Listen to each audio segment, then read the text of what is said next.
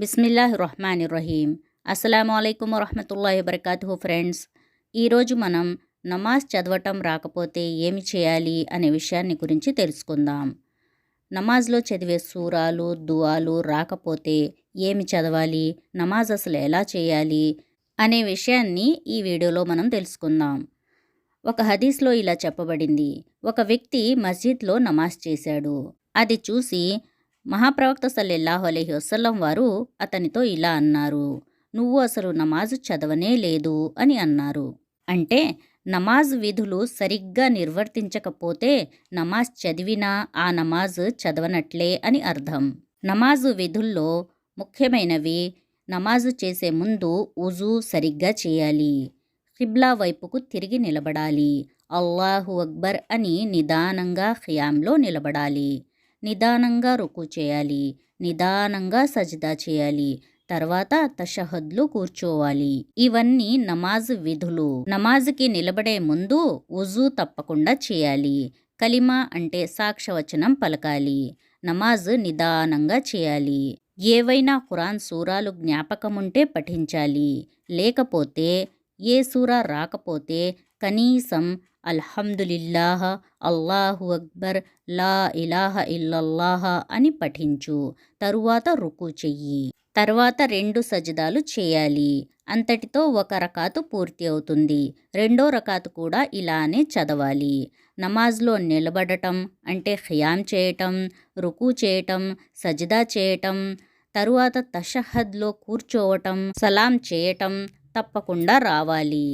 ఖురాన్ చదవటం, దువా చదవటం రానివారు అల్లాహు అక్బర్, అల్హమ్దులిల్లాహ్, లా ఇలాహ ఇల్లల్లాహ్ అని నమాజు పూర్తయ్యే వరకు పఠిస్తూ ఉండాలి. ఖురాన్ సందేశం. నిశ్చయంగా మేము ఖురాన్ను అర్థం చేసుకోవటానికి గాను, జ్ఞాపకం ఉంచుకోవటానికి గాను సులభతరం చేశాము. మరి దీని ద్వారా హితబోధను గ్రహించే వారెవరైనా ఉన్నారా అని అల్లాహతాలా ఖురాన్ గ్రంథంలో ప్రకటిస్తున్నాడు. అంటే ఖురాన్ సూరాలు నేర్చుకోవటం మరియు అర్థం చేసుకోవటం, జ్ఞాపకం ఉంచుకోవటం చాలా సులభతరం చేశాను అని అల్లాహ్ ప్రకటిస్తున్నాడు. అంటే అది చాలా ఈజీగా వస్తుందనే కదా అర్థం. అందుకని మనం తప్పకుండా నమాజులో చదివే సూరాలు, దుఆలు నేర్చుకోవటానికి ప్రయత్నించాలి. అవి నేర్చుకునేంత వరకు కనీసం అల్లాహు అక్బర్, అల్హమ్దులిల్లాహ్, లా ఇలాహ ఇల్లల్లాహ అనే తస్బీ చదువుతూ అయినా నమాజ్ చదువుతూ ఉండాలి. మరియు ఇలా దువా చేస్తూ ఉండాలి, ఓ అల్లాహ్, మాకు నమాజులో చదివే సూరాలు, దువాలు, తస్బీలు సులభంగా నేర్చుకునే భాగ్యాన్ని కలిగించు అని. ప్రవక్త సల్లల్లాహు అలైహి వసల్లం వారు ఇలా ప్రవచించారు, ఎవరైతే అసర్ నమాజ్ వదిలిపెడతారో వారి మంచి పనులు వృధా అయినట్లే. అంటే ఒక్క నమాజు వదిలిపెట్టినా కూడా చేసిన మంచి పనులు అన్నీ వృధా అయిపోతాయి. అంటే మనం అన్ని నమాజులు వదిలిపెడితే మనకు ఎంత నష్టం కలుగుతుందో చూసుకోండి.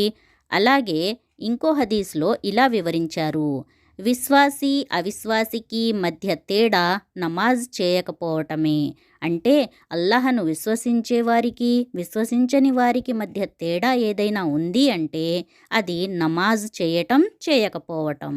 విశ్వాసి రోజుకు 5 పూట్ల నమాజ్ చేస్తాడు, అవిశ్వాసి నమాజు చెయ్యడు.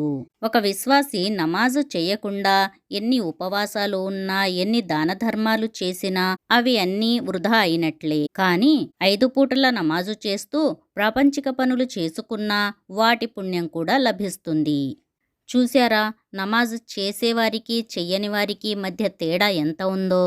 అల్లాహతాలా మనందరికీ రోజుకి 5 పూట్ల నమాజ్ చేసే భాగ్యాన్ని కలిగించుగాక. ఆమీన్ యా రబ్బుల్ ఆలమీన్. ఫ్రెండ్స్, మీకు ఈ వీడియో నచ్చినట్లయితే లైక్ చేయండి, షేర్ చేయండి. మరిన్ని ఇలాంటి వీడియోస్ కొరకు ఖురాన్ వెలుగు ఛానల్ని సబ్స్క్రైబ్ చేయండి. ఇన్షాల్లా నెక్స్ట్ వీడియోలో మనం నమాజ్లో చదివే సూరాలు, దుఆలు, తస్బీలు నేర్చుకుందాం. అస్సలాము అలైకుం వరహ్మతుల్లాహి వబరకాతుహు. జజాకుముల్లాహు ఖైరన్ కసీరా.